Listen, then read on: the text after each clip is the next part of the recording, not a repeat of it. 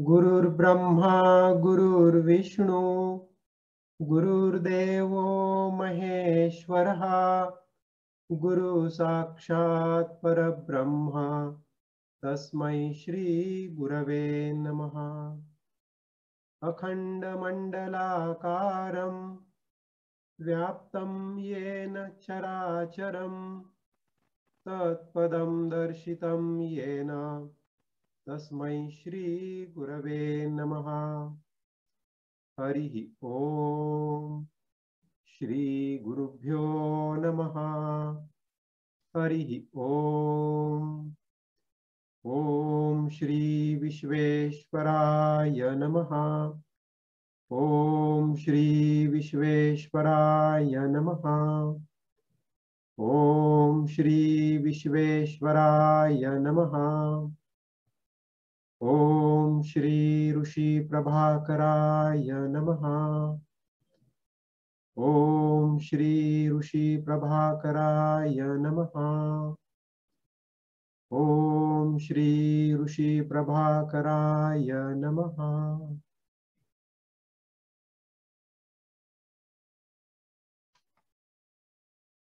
जय गुरुदेव।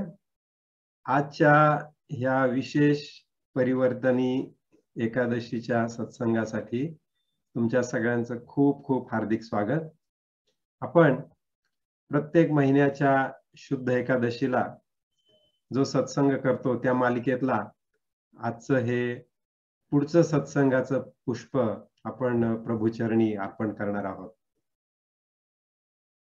आतापर्यंत आपण जवळपास 9 सत्संग केलेले आहेत आणि ह्या 9 सत्संगामधून आपण श्रीमद भागवत महापुराण या महापुराणाची ओळख आणि त्यातला स्कंध 11वा त्याचा अभ्यास आपण करतो आहोत। तर आपण नेहमीप्रमाणेच आज मी पुन्हा एकदा तुमच्या सोबत एक पॉवर पॉइंट शेअर करतो। हे आजच्या पंढरपूरच्या मूर्तीचं दर्शन आहे। हे नारायणाचं जे रूप आहे विठ्ठल रूप, या विठ्ठल रूपाचं आपण दर्शन घेऊया आणि आपल्या सत्संगाला सुरुवात करूया। विठ्ठलाच्या सोबत रुक्मिणी माता पण आहे।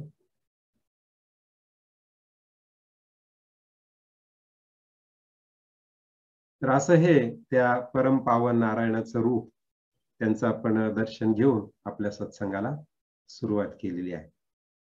तर आजच्या सत्संगामध्ये आपण अध्याय 15 ते 23 हा भाग पूर्ण करणार आहोत किंवा पूर्ण करण्याचा संकल्प करूया।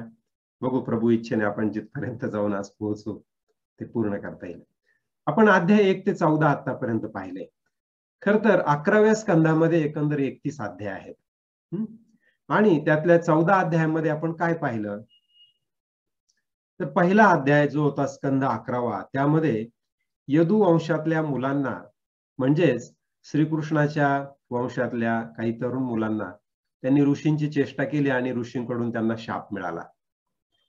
त्यानंतर दुसऱ्या अध्यायामध्ये नारद मुनी हे वसुदेवांना येऊन त्यांनी उपदेश दिला। ते द्वारकेला आले श्रीकृष्णाच्या भेटीला आणि तिथे त्यांनी 9 योगेश्वरांच्या संवाद रूपानं वसुदेवांना उपदेश केला। त्यानंतर भगवंताचे म्हणजेच भगवान श्रीकृष्णाचे परम शिष्य सेवक उद्धव ते भगवंताकडे आले आणि 6व्या अध्यायामध्ये त्यांनी भगवंताला काही प्रश्न विचारले। 7व्या अध्यायापासून भगवंतांनी उद्धवाला काही उपदेश द्यायला सुरुवात केली। त्यातला एक उपदेश होता तो म्हणजे अवधूत म्हणजेच दत्तगुरु आणि त्यांनी केलेले 24 गुरु।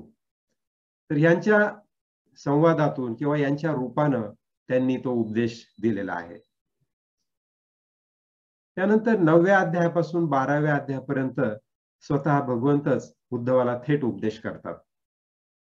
13व्या अध्यायामध्ये अतिशय महत्त्वाचा असा भगवंतांनी त्यांचा पहिला अवतार हंसरूप त्या हंसरूपातून सनकादिकांना जो उपदेश दिला होता तो उपदेश आपण 13व्या अध्यायात पाहिला. 14व्या अध्यायात भक्तियोगाचा महिमा आणि ध्यानविधी जो आपण मागच्या सत्संगामध्ये पाहिला होता.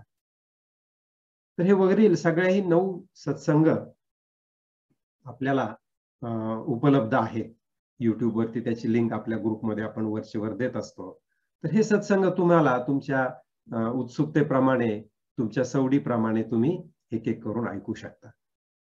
आज आपण 15व्या अध्यायापासून 23व्या अध्यायापर्यंत 11व्या स्कंदामध्ये काय सांगितलंय भगवंतांनी त्याचा आढावा घेऊया. तर 15वा अध्याय, या 15व्या अध्यायामध्ये भगवंतांनी 11व्या स्कंदातला 15वा अध्याय ध्यानातून वेगवेगळ्या कुठल्या सिद्धी मिळतात आणि त्याची लक्षणं काय आहेत ते सांगितलेलं आहे. म्हणजे मागच्या अध्यायात आपण ध्यान कसं करायचं हे शिकलो मागच्या सत्संगामध्ये, आणि आता ते त्या सिद्धींची ओळख करून देत आहेत.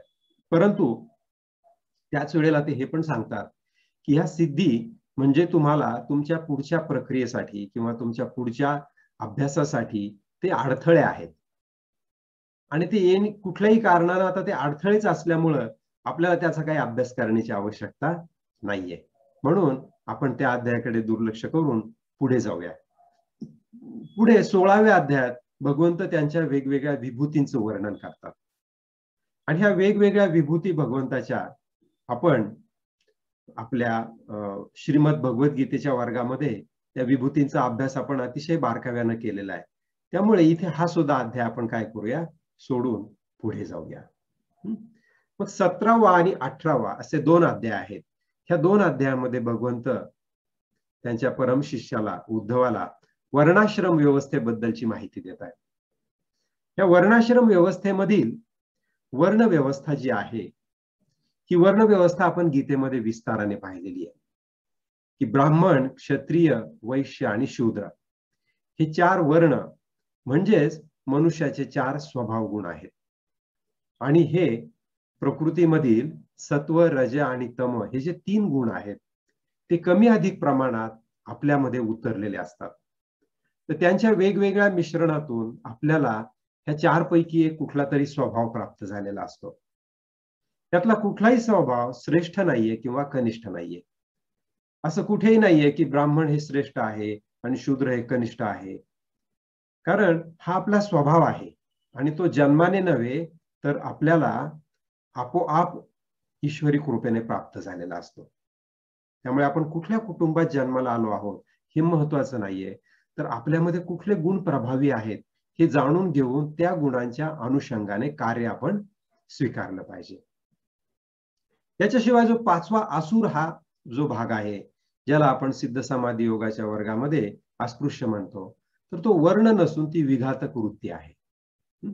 म्हणजे केवळ फक्त तमोगुणाने जर कुणी परिपूर्ण असेल तर ती आसुर वृत्ती झाली, आणि अशा व्यक्तीचं परिवर्तन हे शक्य असतं. कमीत कमी शूद्र ह्या वर्णामध्ये तरी त्याचं परिवर्तन हे निश्चितच शक्य असतं, आणि त्याच्यासाठी त्याला काही किमान ज्ञान देणं आवश्यक असतं. आणि एवढं करूनही हे परिवर्तन त्याच्यात झालं नाहीच, तर त्यासाठी समाजाने साम, दाम, दंड आणि भेद ही व्यवस्था निर्माण केलेली आहे. तर हे 4 गोष्टींचा वापर करून हा जो आसुर वृत्तीचा जो व्यक्ती आहे त्याचं परिवर्तन आपल्याला करता येतं. सामोपचारानं, दाम देऊन, दंड देऊन किंवा भेद पाडून असं कुठल्या तरी एका पद्धतीनं त्याच्यात तो बदल होऊ शकतो. आता खरं तर आज आपल्याला जो भाग बघायचा आहे 17व्या आणि 18व्या अध्यायातला, त्यातला विशेष भाग म्हणजे 4 आश्रमांचा. हा 4 आश्रमांचा भाग आपण यापूर्वी कुठेही अभ्यासलेला नाहीये, आणि त्यामुळे आपण त्याच्याकडे विशेषत्वानं बघूया. तर इथे भागवत ग्रंथामध्ये भगवंत 4 आश्रम समजावून सांगतात की ब्रह्मचर्य आश्रम, गृहस्थ आश्रम, वानप्रस्थ आश्रम आणि संन्यास आश्रम. तर हे जे 4 आश्रम आहेत हे आपल्या जीवनातील, म्हणजे जर आपलं 100 वर्षाचं जीवन जर आपण गृहीत धरलं तर प्रत्येकी 25 वर्ष आपण एका आश्रमामध्ये काढावेत असं अपेक्षित आहे. तर त्यातल्या प्रत्येक आश्रमाची आपण थोडक्यामध्ये ओळख करून घेऊया. तर पहिला आश्रम आहे ब्रह्मचर्य आश्रम. तर प्रत्येक आश्रमातील आश्रमामध्ये आपलं जीवन जगत असताना आपला मुख्य धर्म काय असतो? तर जेव्हा आपण पहिले वयाचे 25 वर्ष म्हणजे 0 ते 5 किंवा 6 ही 6 वर्ष तर आपण आई वडिलांच्या सोबत असतो. पण त्यानंतर जेव्हा आपण शाळेमध्ये जायला सुरुवात करतो, तेव्हा गुरूंची सेवा करणं. गुरूंची सेवा करणं म्हणजे गुरूंना समर्पित होणं. हे ब्रह्मचर्य आश्रमातला प्रमुख धर्म आहे. त्यानंतर 25व्या वर्षाच्या पुढे गृहस्थ धर्म म्हणजे तो 25 वर्षपर्यंत ज्ञान घेऊन तो मुलगा गृहस्थाश्रमात प्रवेश करतो, त्याचा विवाह होतो आणि त्या काळात कालानुरूप सांगितलेला धर्म म्हणजे प्राण्यांचं रक्षण आणि यज्ञयाग करणं. पण आपण गीतेमध्ये पाहिलेलं आहे की यज्ञ म्हणजे काय आहे? तर आपल्याला आपोआप प्राप्त झालेलं कर्म हे भगवंताला अर्पण करण्याच्या भावनेनं करणं म्हणजे यज्ञ आहे. तर आपल्याला आपण प्राप्त झालेलं कर्म, आपण करत असलेली नोकरी, व्यवसाय, उद्योग हे सगळं भगवंताला आपण सेवा अर्पण करतो आहोत ह्या भावनेनं आपण करणं म्हणजे हा झाला यज्ञ. तर तो आपल्याला गृहस्थाश्रमात करायचा आहे. किती वर्ष? तर वयाच्या 26व्या वर्षापासून 50व्या वर्षापर्यंत हा गृहस्थ धर्म आचरण आपल्याला अपेक्षित आहे. त्यानंतर वानप्रस्थ आश्रम दिलेला आहे. तर हा वानप्रस्थ आश्रमामध्ये काय आहे? तर इथे तपश्चर्या आणि तत्वविचार की जसा आपण आता अभ्यास करतो आहोत, हा तत्वविचार आहे. तू कोण आहेस? तत्त्वम असि याचा विचार करणं आणि त्या अनुषंगाने आपण आपल्या जीवनात काहीतरी तपश्चर्याचा अवलंब करणं हे वानप्रस्थ आश्रम आहे. त्यानंतर संन्यास आश्रमामध्ये म्हणजे वानस्थाश्रमामध्ये तपश्चर्या पूर्ण झाल्यानंतर 75व्या वर्षापासून पुढे आपलं वैकुंठाला गमन होईपर्यंत वैकुंठ गतीपर्यंत शांती आणि अहिंसा हा आपल्यासाठी धर्म सांगितलेला आहे. तर यातल्या प्रत्येक धर्माची आपण थोडक्यात ओळख करून घेऊया. तर ब्रह्मचर्य आश्रम त्याच्याबद्दल आपण थोडक्यात पाहिलंच की गुरुगृही जाऊन ज्ञान घेणं म्हणजे ब्रह्मचर्य आश्रम आहे. त्यानंतर गृहस्थाश्रमामध्ये म्हणजे 17व्या अध्यायात 51व्या श्लोकामध्ये, आता खरं तर प्रत्येक अध्याय खूप मोठा आहे आणि एका श्लोकाचा आपण अभ्यास करू शकत नाही, परंतु त्यातल्या त्यात आपण प्रत्येक अध्यायातले काही महत्वाचे श्लोक पाहणार आहोत. म्हणजे विशेषतः मला आवडलेले किंवा ज्यातून काही विशेष संदेश आपल्याला मिळतो त्या श्लोकांकडे आपण जाऊया. तर 51व्या श्लोकामध्ये भगवंत सांगतात की गृहस्थाने म्हणजे गृहस्थ आश्रमात जो आहे त्याने काय करावं? तर न्याय्य मार्गाने मिळवलेल्या धनाचा उपयोग करावा. म्हणजे इथे आपल्याला ते पहिला सल्ला किंवा पहिला आदेश असा देतात की तुम्ही जे काही धन मिळवाल तर ते तुम्ही न्याय्य मार्गाने मिळवलं पाहिजे. आणि हे खरोखरच खूप आवश्यक आहे. आजच्या समाजासाठी तरी हा संदेश जाणं खूप आवश्यक आहे, कारण आपण पाहतो आपल्या आजूबाजूला की अन्याय्य मार्गाचा अवलंब करून धन मिळवणं यात कुणालाच काही चूक दिसत नाही आणि समाज सुद्धा अशा व्यक्तींना प्रतिष्ठा देतो आहे. तेव्हा न्याय मार्गाने धन मिळवणं हे खूप महत्वाची अशी एक महत्वाचा संदेश भगवंतांनी त्या काळामध्ये देऊन ठेवलेला आहे, जो आज सुद्धा आपल्यासाठी खूप उपयुक्त आहे. आणि आज आपण पाहतो की गेल्या काही दिवसात विशेषत्वानं खूप बातम्या वरचेवर येऊ लागलेल्या आहेत की अन्याय्य मार्गाने वागत असताना सरकारी नोकरांना जागोजागी त्यांना अटक होत आहे, त्यांच्यावरती छापे पडत आहेत, त्यांना वेगवेगळ्या त्रासाला सामोरं जावं लागत आहे. खरं तर चूक त्यांची काही नाहीये, कारण ह्या गोष्टी आपण इतक्या समाजमान्य करून ठेवल्या की त्यांनाही असं वाटू लागलं की आपण वागतो याच्यात काही चूक नाहीये. म्हणजे मान्यता देणाऱ्या समाजाची मोठी चूक आहे तसं वागणाऱ्यापेक्षा. त्यामुळे ही मान्यता न देणं, आपण देत असलेली मान्यता काढून घेणं हे जास्त महत्वाचं आहे. त्यानंतर पुढे सांगतात भगवंत 51व्या श्लोकामध्ये की कुटुंब आणि नोकर यांना कुठलीही पीडा देऊ नये. आपल्या कुटुंबासोबत अतिशय प्रेमाने वागावं, त्यासोबतच आपल्या आजूबाजूला असलेले नोकर ज्यांचा संबंध तुमच्याशी दररोज येतो त्यांना सुद्धा आपण आपल्या कुटुंबातील एका सदस्याप्रमाणे वागवलं पाहिजे.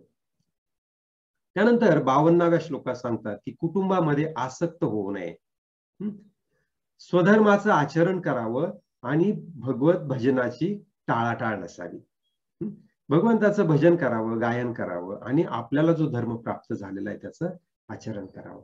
त्याचबरोबर गृहस्थाश्रमात जीवन जगत असताना परलोकातले भोग हे नाशवान आहेत हे समजावं. कारण गृहस्थाश्रमात असताना आपल्याला वेदांच्या आदेशाप्रमाणे यज्ञ, याग, पूजा हे करणं आवश्यक सांगितलेलं आहे. आणि ह्या यज्ञ यागामध्ये आपल्याला परलोकातल्या भोगांचं एक आमिष दाखवलं जातं. पण ते नाशवान आहेत हे पण आपण लक्षात ठेवलं पाहिजे. त्यानंतर पुढे सांगतात की स्त्री, पुत्र म्हणजे पतीनं पत्नीच्या बाबतीत आणि पत्नीनं पतीच्या बाबतीत हे जे संबंध आहेत ते पाणपोईवर भेटलेल्या वाटसरूसारखे समजावे. म्हणजे आपल्या जीवनात जे कोणी लोक येतात, आई वडील, भाऊ बहीण, पत्नी, मुलं बाळ आणि इतर सगळे नातेवाईक, हे सगळे जसे आपल्याला पाणपोईवरती जाताना कोणीतरी वाटसरू भेटतात, त्यांचा आपला संबंध किती वेळापुरता असतो? पाणी पेईपर्यंत. थोडा वेळ आपण रामराम करतो, कुठल्या गावावरून आलो म्हणून गप्पा गोष्टी करतो आणि पुन्हा रामराम करून पुढे निघून जातो. तर हे सगळे आपले सगळे संबंधी असेच वाटसरू आहेत. जसे आपण बसमधून प्रवास करताना एक तासाभरापुरतं बसमध्ये आपल्या शेजारी कोणीतरी येतो आणि आपला थांबा आल्यानंतर तो उतरून पुढे निघून जातो. तसेच हे आपले संबंध आपल्या आप्तेष्टांशी आहेत आणि आपण कायमस्वरूपी जन्मानुजन्म आपण सोबत राहणार आहोत ह्या गैरसमजामध्ये राहू नये. पुढे 54व्या श्लोकात सांगतात की गृहस्थाश्रमामध्ये तुम्ही अडकू नका. हे जे आप्त संबंध निर्माण होतात तर त्याच्यामध्ये आपल्या मनामध्ये आंतरिक एक आपण भूमिका कायम ठेवली पाहिजे की ह्या सगळ्या भूमिका मिळालेल्या आहेत. मुलाची, आई वडिलाची, पतीची, पत्नीची, ह्या भूमिका आज ना उद्या नाटक संपलं की संपणार आहे. हे गृहस्थाश्रमाचं नाटक आज ना उद्या संपणार आहे आणि मला ह्या नाटकातून बाहेर पडायचं आहे. जसा पाहुणा आपल्या घरी आल्यानंतर तात्पुरता राहतो तसं आपण संसारात राहिलं पाहिजे, असं भगवंत स्वतः या ठिकाणी आपल्याला मार्गदर्शन करतायत. त्या गृहस्थाश्रमाच्या आसक्तीबद्दलच पुढे सांगतायत की ज्याला पुत्र नसतील त्याने काय करावं, तर माझी आराधना करत गृहस्थाश्रम संपल्यानंतर आपल्या घराचंच आश्रमामध्ये रूपांतर करून राहावं. ज्याला पुत्र असतील त्याने काय करावं, तर त्याने वानप्रस्थाश्रमामध्ये राहायला जावं. म्हणजे वनामध्ये पूर्वीच्या काळी वसाहती निर्माण केल्या जायच्या आणि त्या वसाहतीमध्ये साधारणपणे ज्याचं वय 51व्या वर्षापासून 75व्या वर्षापर्यंत आहे तर असे लोक तिथे येऊन राहायचे. तिथे राहण्यापूर्वी गृहस्थाश्रमाचं आणखीन पुढे वर्णन करतायत की पुत्र आणि धनाच्या आसक्तीने जे लोक गृहस्थाश्रमातच राहतात किंवा आसक्त होतात ते लंपट बनतात, कंजूष बनतात आणि कर्मबंधनानं बांधले जातात. पुढे सांगतायत की ते असा विचार करतात की माझ्याशिवाय माझ्या आई वडिलांचं कसं होईल, माझ्या मुलांचं कसं होईल, म्हणजे त्यांना तो संसार सुटत नाही. घरादाराच्या वासनांनी चित्त विचलित असलेला तो मूर्ख मनुष्य विषय भोगांनी तृप्त होत नाही. म्हणजे थोडक्यात आता इथे आजच्या काळाच्या अनुषंगाने आपण याच्यातून काय घ्यायचं? आपल्याला खरंच वानप्रस्थात जाऊन कुठेतरी जंगलात जाऊन 51व्या वर्षाच्या नंतर शक्य होणार आहे का? शक्य होणार नसेल तर आपण काय करायला पाहिजे? आपण आपल्या घरातच आपला सगळा कारभार आपल्या मुलांच्या हातामध्ये सोपवला पाहिजे आणि आपण स्वतः ह्या 75व्या वर्षापर्यंत आपल्या शरीरातील ऊर्जा ही समाजोपयोगी कामासाठी वापरली पाहिजे. आता आपलं घरदार मार्गाला लागलेलं आहे, आता सगळी व्यवस्था व्यवस्थित लागलेली आहे, मुलं मोठी झालेली आहे. अशा वेळेला संसारातलं लक्ष काढून सामाजिक कार्यामध्ये आपण लक्ष लावलं पाहिजे. जसं की SSY चे क्लास असतात, हे क्लास घेणारे शिक्षक आहेत, त्यांना जाऊन आपण मदत करू शकतो. आपण स्वतः हे प्रशिक्षण दुसऱ्यांना देऊ शकतो. आपण स्वतः हे जे भागवताचे सप्ताह आपण घेतो आहोत हे सप्ताह आपल्या आजूबाजूला घेऊ शकतो. किंवा या व्यतिरिक्त सुद्धा जी सामाजिक कार्य ज्याच्यात निरपेक्ष बुद्धीच्या कार्यकर्त्यांची आवश्यकता आहे तिथे आपण आपलं सेवा देऊ शकतो. हे झालं वानप्रस्थाश्रमामध्ये. तर वानप्रस्थाचा मुख्य धर्म काय आहे? तपश्चर्या आणि तत्वविचार. तर अशा कार्यामध्ये सहभागी व्हावं की जिथे तपश्चर्या केली जाते आहे किंवा तत्वाचा विचार केला जातो आहे. तत्वाचा विचार म्हणजे काय?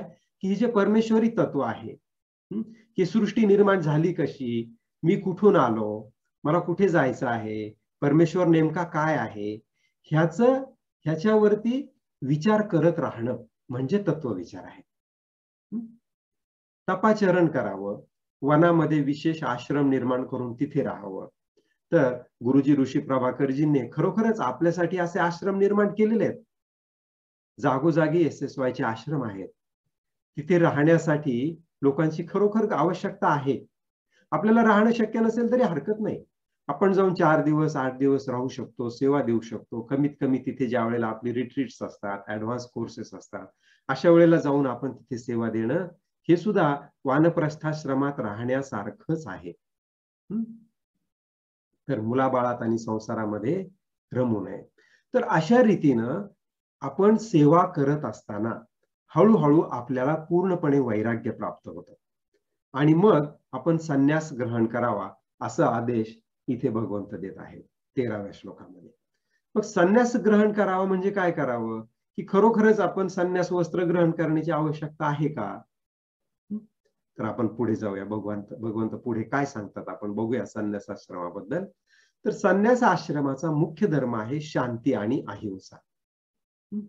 तर त्या शांती आणि अहिंसेमध्ये काय अपेक्षित आहे? 21वा श्लोक सांगतो, एकांतामध्ये राहावं. आता आपण त्या समाज कार्यातून सुद्धा आपला काढता पाय घेतला पाहिजे. आपले पंतप्रधान सांगतात की 75व्या वर्षानंतर राजकारणातल्या सगळ्या पदांवरून राजकारणात कार्य करणाऱ्या व्यक्तीनं निवृत्त झालं पाहिजे. हे सांगण्यामागे त्यांचाही उद्देश हाच असावा असं मला वाटतं की तुम्ही आता संन्यास आश्रमामध्ये प्रवेश करा. आता तरुणांना संधी द्या. आता जे परिपक्व झालेले आहेत त्यांना संधी द्या आणि तुम्ही आता एकांताच्या दिशेनं किंवा स्वतःच्या आत्मिक अवलोकनाच्या दृष्टीनं तुमचा प्रवास सुरू करा. मन आणि इंद्रियांना आपण जिंकलं पाहिजे. भोगांना क्षुद्र समजलं पाहिजे आणि त्या भोगांबद्दल आपण विन्मुख असलं पाहिजे आणि आत्म्यातच परम आनंदाचा अनुभव घेतला पाहिजे. म्हणजे आनंदासाठी आपली इंद्रिय जी बाह्य गोष्टींकडे पाहतात, तर तिथून आपण अंतर्मुख होऊन डोळे बंद केल्यानंतर आपल्याला परमानंदाचा अनुभव यावा. आपण ईश्वराच्या सोबत आहोत हा अनुभव यावा. तो परम असा आनंद जो आहे त्याचा अनुभव घ्यायला आपण या इतक्या कालावधीमध्ये शिकलं पाहिजे आणि इथून पुढे त्या आनंदात आपण रममाण झालं पाहिजे. असा संदेश भगवंत देत आहेत उद्धवाला. आणि हा संदेश खूप महत्वाचा आहे कारण भगवंत हा शेवटचा उपदेश करत आहेत. इथून पुढे श्रीकृष्ण हे सुद्धा त्यांचा स्वतःचा अवतार संपवणार आहे आणि स्वतःचा अवतार संपवत असताना त्यांचा परम शिष्य त्यांच्या जवळ येऊन त्यांना विचारत आहे की हे भगवान मी काय करू? तुम्ही मला तुमच्या सोबत घेऊन चला. तेव्हा भगवंत म्हणतात की नाही, मला तुला माझ्या सोबत घेऊन जाता येणं शक्य नाही. तू काय कर, तू बद्रिकाश्रमाला जा. आणि बद्रिकाश्रमाला जाण्याच्या पूर्वी ते विविध प्रश्न विचारत आहेत आपल्या वतीनं. कोण? उद्धव. आणि त्या प्रश्नांची उत्तरं भगवंत इथे देत आहेत. तर माझ्याशी एकरूप होऊन राहावं संन्यास आश्रमामध्ये, आत्म्यातच परम आनंदाचा अनुभव घ्यावा. पुढे सांगतायत की असा विचार करावा. 32व्या श्लोकात काय सांगतायत? काही महत्वपूर्ण श्लोक आपण इथे निवडलेले आहेत की असा विचार करावा की एकच चंद्र विविध पात्रांमध्ये जसा वेगवेगळा भासतो. मगाच्या स्लाइडमध्ये काय होतं? शेवटचं वाक्य पहा की माझ्याशी एकरूप होऊन राहावं. मग माझ्याशी एकरूप होऊन राहावं याचा पुढे ते विस्तार करून सांगतायत की असा विचार करावा की एकच चंद्र विविध पात्रामध्ये जसा वेगवेगळा भासतो. रात्रीची पौर्णिमेचा दिवस आहे आणि रात्रीची वेळ आहे. तुम्ही वेगळ्या वेगळ्या पातेल्यांमध्ये पाणी भरून छतावरती ठेवलं तर प्रत्येक पातेल्यामध्ये तुम्हाला चंद्राचं प्रतिबिंब पडलेलं दिसेल. अतिशय गोड आणि विलोभनीय असं ते प्रतिबिंब. भगवंत म्हणतायत की असा विचार करा की जसं त्या पात्रामध्ये ते चंद्राचं प्रतिबिंब विलोभनीय असं दिसतं, तसा तो एकच परमात्मा सर्व प्राण्यांमध्ये आणि आपल्या स्वतःमध्ये सुद्धा भरून राहिलेला आहे. आपल्यामधला जो आत्मा आहे, आपल्यामधला जो जीव आहे, तो आत्मा किंवा तो जीव म्हणजे काय आहे? तो हा राजन, तो हा जगन्नाथ, तो हा शिवाजी, अशी ती वेगळी माणसं आहेत का? तर ती वेगळी माणसं नसून त्या परमात्म्याचंच प्रतिबिंब ह्या देहामध्ये, वेगवेगळ्या देहामध्ये पडलेला आहे, असा जाणीवपूर्वक विचार आपण केला पाहिजे. सगळ्यांचा आत्मा एकच आहे. तो परमात्मा, तो चंद्र एकच आहे. त्याचं प्रतिबिंब अनेक ठिकाणी पडलं म्हणून ते चंद्र अनेक झाले का? नाही झाले. तर हा विचार आपल्या मनामध्ये दृढ केला पाहिजे, की सगळ्यांचा आत्मा एकच आहे आणि हा सगळ्यांचा एकच आत्मा आणि ही सगळ्यांची शरीर सुद्धा काय आहेत? ही शरीर सुद्धा एकाच मातीपासून बनलेली आहेत. जसा कुंभारापुढे एकच मातीचा गोळा असतो. त्यातला तो ओंजळभर माती घेतो आणि त्या चाकावरती थापतो. त्या चाकाला गती देऊन तो त्या गतीतून काय करतो? एक मडकं तयार करतो. मग दुसरा गोळा घेतो आणि त्यातून दुसरं मडकं तयार करतो. तर खरंच ही मडकी वेगळी आहेत का? मडकी जरी वेगळी दिसत असली तरी ती माती एकच आहे. तशीच ही जी शरीरं आपल्याला वेगळी भासत असली तरी या सगळ्या शरीरांची माती एकच आहे. त्यामुळे समोरच्या माणसाचं शरीर वेगळं आहे आणि माझं शरीर वेगळं आहे, हा भास आहे. तर ह्या भासातून आपण बाहेर आलं पाहिजे आणि सगळ्यांचा आत्मा आणि सगळ्यांची शरीरं ही सुद्धा एकच आहेत, एकाच समान तत्वाने बनलेली आहेत. हा विचार आपण आपल्या मनामध्ये दृढ केला पाहिजे आणि मलाच सगळीकडे पाहिलं पाहिजे. हे जे त्यांनी मागच्या आपल्याला स्लाइडमध्ये सांगितलं, तर त्याचा विस्तार इथे त्यांनी भगवंतांनी केलेला आहे. मग पुढे 19व्या अध्यायाकडे भगवंत वळतात. इथे ते आपल्याला ज्ञान, भक्ती आणि यम, नियम याची माहिती देतात. तर हा अध्याय ह्या 4 गोष्टींना समर्पित केलेला आहे. तर उपनिषदाच्या ज्ञानानं आपल्याला जेव्हा आत्मसाक्षात्कार होतो. आत्मसाक्षात्कार होणं म्हणजे काय? काहीतरी झुम असा आवाज वगैरे होऊन तुम्हाला काहीतरी प्रचंड मोठा प्रकाश दिसणं किंवा असा काहीतरी विजांचा कडकडाट होऊन साक्षात विठ्ठलानं, भगवंतानं तुमच्या समोर जसं अर्जुनाला दर्शन दिलं तसं देणं, असं आहे का? तर तसं काही नाहीये. आत्मसाक्षात्कार होणं याचा अर्थ आपल्याला ह्या गोष्टीचं मनोमन खात्री पटणं, की माझा आत्मा म्हणजे त्या परमेश्वराचं प्रतिबिंब आहे किंवा साक्षात तो परमेश्वरच आहे. ही गोष्ट आपल्याला आपल्या मनाला पटणं, याविषयी आपल्या मनामध्ये कुठलीही शंका न राहणं म्हणजे आत्मसाक्षात्कार. तर हा आत्मसाक्षात्कार कशाने होतो? तर उपनिषदांच्या ज्ञानानं होतो, गीतेच्या ज्ञानानं होतो, भागवताच्या ज्ञानानं होतो. तर याला उपनिषदिक ज्ञान असं म्हटलेलं आहे. हे ज्ञान वेगळ्या ग्रंथांमधून काय झालेलं आहे? प्रतीत झालेलं आहे. तर हे जाणायचं तर भगवंत सांगतायत की ह्या उपनिषदिक ज्ञानानं आत्मसाक्षात्कार झाल्यानंतर हे विश्व ही माया आहे हे समजून घ्यायचं आणि हे समजून घेतल्यानंतर काय करायचं? आपल्याला जे ज्ञान प्राप्त झालेलं आहे ते ज्ञान सुद्धा सोडून द्यायचं. त्या ज्ञानाला धरून बसायचं नाही. जसं आपण गीतेच्या वर्गामध्ये पाहिलं, सत्व, रज आणि तम हे 3 गुण आहेत. तर आपण रजसिक किंवा तामसिक असू तर आपण सत्वगुणाचा अभ्यास केला पाहिजे आणि सगळ्यात शेवटी सत्वगुणाचा आपल्यामध्ये जास्तीत जास्त अंगीकार करून शेवटी काय केलं पाहिजे? तो सत्वगुण सुद्धा सोडून दिला पाहिजे. त्या सत्वगुणाची आसक्ती सुद्धा आपल्याला राहायला नको असं भगवंत तिथे सांगतात. तर तेच इथे त्यांनी सांगितलंय की हे ज्ञान घेणं म्हणजे सत्वगुण झाला. पण हे ज्ञान सुद्धा आपण काय करायचं आहे? भगवंतामध्ये शेवटी अर्पण करायचं आहे किंवा सोडून द्यायचं आहे आणि आपण स्वतः पूर्णपणे निर्गुण व्हायचं आहे. तर ह्या ज्ञानाचं महत्व ते इथे सांगतायत की त्या ज्ञानाच्या एका अंशाने सुद्धा जे मिळतं ते तपश्चर्याने मिळत नाही, तीर्थयात्रेने मिळत नाही, जपाने मिळत नाही, दानाने मिळत नाही. तर तपश्चर्या, तीर्थ, जप, दान हे आपल्याला मदत करतात. पण त्यामध्ये सगळ्यात महत्व कशाचं आहे? तर ज्ञानाचं आहे. त्यानंतर भगवंत इथे 14व्या श्लोकापासून 16व्या श्लोकापर्यंत भीष्मांनी जे युधिष्ठिराला ज्ञान दिलं होतं. तुम्हाला माहिती आहे की भीष्म ज्या वेळेला शरपंजरी पडले तेव्हा युद्ध संपलं आणि युद्ध संपल्यानंतर त्यांना उत्तरायणाची ते योग्य दिवसाची वाट पाहत होते प्राण सोडण्यासाठी. कारण त्यांना इच्छा मरणाचा वर प्राप्त होता. प्राण कधी सोडायचे स्वतःच्या इच्छेनं हे त्यांच्या हातात होतं. त्यावेळेला युधिष्ठिर सगळ्या पांडवांसोबत आणि कृष्णासहित भीष्मांना भेटायला गेले. त्यावेळेला भीष्मांनी युधिष्ठिराला काही ज्ञान दिलं. तर ते ज्ञान त्यांनी 14व्या ते 16व्या श्लोकामध्ये सांगितलंय आणि त्या ज्ञानाचा आपण गीतेमध्ये विस्ताराने अभ्यास केलेला आहे. तसंच श्रीकृष्णाने 20व्या श्लोकापासून 26व्या श्लोकापर्यंत भक्तीचं वर्णन केलेलं आहे आणि त्यापुढे मग ते यम आणि नियम काय आहेत हे 19व्या अध्यायामध्ये सांगतात. तर आंतरिक दृष्ट्या ज्याचं पालन करायचं असतं त्याला यम म्हटलं जातं. आपण नुसतं म्हणतो की पतंजलीचं अष्टांग योग आहे, यम नियम आसन प्राणायाम प्रत्याहार ध्यान धारणा समाधी. पण यम आणि नियम यात फरक नेमका काय?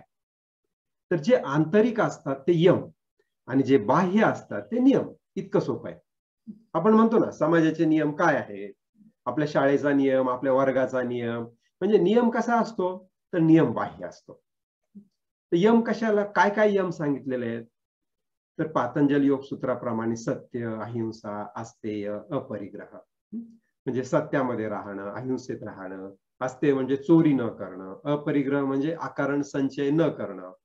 तसंच आता इथे भागवत ग्रंथामध्ये भगवंत सांगतायत की मौन बाळगणं, मनाची स्थिरता ठेवणं, क्षमा करणं समोरच्याला, अभय देणं. तर हे सगळे यम झाले. आणि नियम काय आहेत की जे बाह्य आहेत तर शौच, संतोष, तप, स्वाध्याय आणि ईश्वर प्रणिधान हे 5 नियम सांगितलेले आहेत पातंजली मुनींनी. भगवंत इथे ते सांगतातच पण त्याच्या जोडीला आणखी नाही काही सांगतात. पण आपण अगोदर हे समजावून घेऊ. शौच म्हणजे काय? शौच म्हणजे शरीराची बाह्य शुद्धी. संतोष म्हणजे काय? तर संतुष्ट राहणं. तपाचं आचरण करणं म्हणजे जे आपल्याला ग्रंथांनी जी तपश्चर्या करायला सांगितलेली ती करणं, स्वाध्याय करणं, नियमित अभ्यास करणं, ईश्वर प्रणिधान म्हणजे ईश्वराचं पूजन करणं, त्याची आठवण करणं. त्यानंतर भगवंत इथे सांगतायत भागवतामध्ये की जप करणं, हवन करणं, अतिथींची सेवा करणं, गुरूंची सेवा करणं आणि परोपकार करणं. हे सगळे नियम आहेत. खरं तरी सांगायची गोष्ट नव्हे, परंतु हे नियम म्हणून याचं आपण काय केलं पाहिजे? पालन केलं पाहिजे. खरं तर समाज आजच्या घटकेला इतका म्हणजे पतित होत आहे दिवसेंदिवस. आपण जर आजूबाजूला पाहिलं किंवा आपण स्वतः सुद्धा, आपली कुटुंब सुद्धा, की मी आणि माझं कुटुंब याच्या पलीकडे आपण पाहायला तयारच नाही आहोत. पूर्वी तरी एकत्रित कुटुंब असायचे पण आता विभक्त कुटुंबामुळे भाऊ भावाकडे सुद्धा पाहायला तयार नाही. इतकी आपली काय झालेली आहे, संकुचित मनोवृत्ती झालेली आहे. त्यामुळे ह्या गोष्टी जरी साधारण असल्या तरी सुद्धा ह्या सांगणं आवश्यक झालेलं आहे किंवा समाजाच्या तळागाळापर्यंत ह्या जाऊन पोहोचणं आवश्यक झालेलं आहे.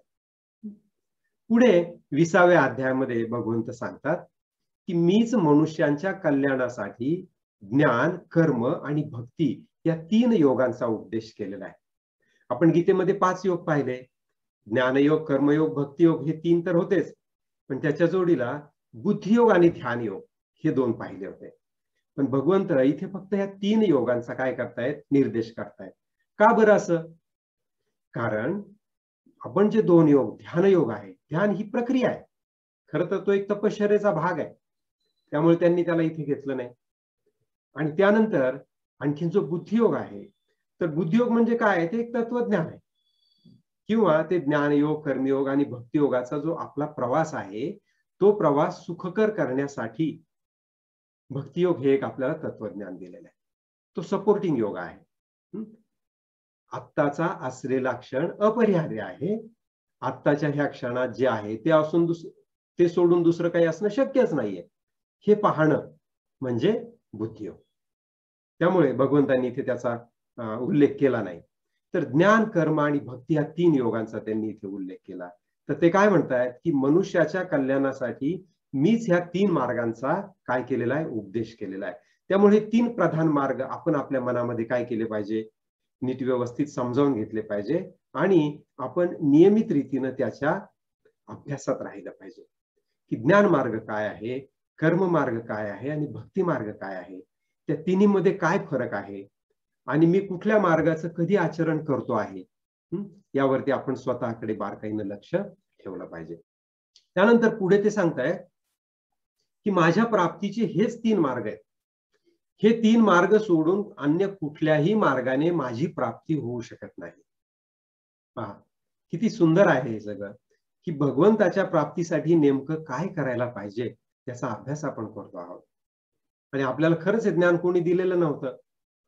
धर्म म्हणजे काय, जीवन म्हणजे काय, आपल्याला फक्त आपल्या आजूबाजूला समाजात चालणारे गणपती उत्सवासारखे उत्सव माहिती असतात आणि अधूनमधून मंदिरात जाणं माहिती असतं. त्याच्या पलीकडे आपल्याला धर्माचं किंवा जगण्याचं, ईश्वराचं काय ज्ञान आहे बरं? व्रत वैकल्य सोडलं तर त्या पलीकडे आपल्याला ज्ञान नसतं.